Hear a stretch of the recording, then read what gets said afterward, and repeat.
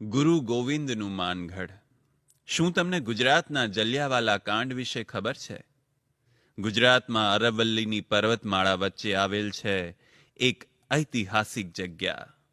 મહીસાગર જિલ્લાના સંતરામપુરથી હરિયાળા રસ્તાઓ આપણને લઈ જાય છે એક લોહિયાળ ઇતિહાસ સુધી, જેને આપણે જાણીએ છીએ આજે માનગઢના નામથી.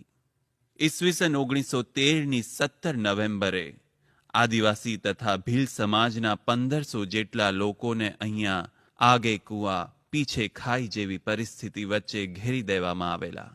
ચારે કોર સુંદરતા, પર્વત અને ખેતરની હરિયાળી વચ્ચે આવેલ છે ગુરુ ગોવિંદનું માનગઢ.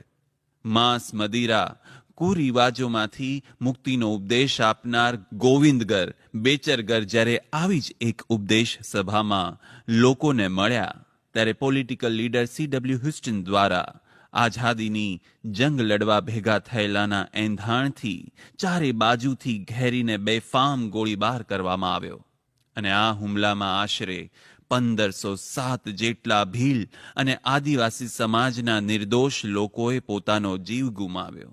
ગુરુ ગોવિંદને ફાંસીની સજા કરવામાં આવી, પરંતુ અંગ્રેજો દ્વારા લોકોના ભયથી એમને આઝાદ કરવામાં આવ્યા અને એમણે પોતાનું બાકી રહેલ જીવન કંબોયમાં વિતાવ્યું. જે જગ્યા પર અનેક લોકોએ જીવ ગુમાવ્યો ત્યાં સ્મૃતિ સ્તંભ અને બાજુમાં ગુરુ ગોવિંદની ધૂણી આજે પણ આ કરુણ ઘટનાની સાક્ષી પૂરે છે. અહીંયા ધૂણીની પાછળ સ્મૃતિવન અને નક્ષત્રવન છે. આ લીલોતરી આજના ભાગદોડવાળા જીવનમાં બે ઘડી માટેનું હિલિંગ પોઈન્ટ તો છે જ, પણ શું આપણે આ આઝાદી માટે ધૂણી ધખાવી જનારા લોકો વિશે ખરેખર જાણીએ છીએ? તમારા અભિપ્રાય કમેન્ટ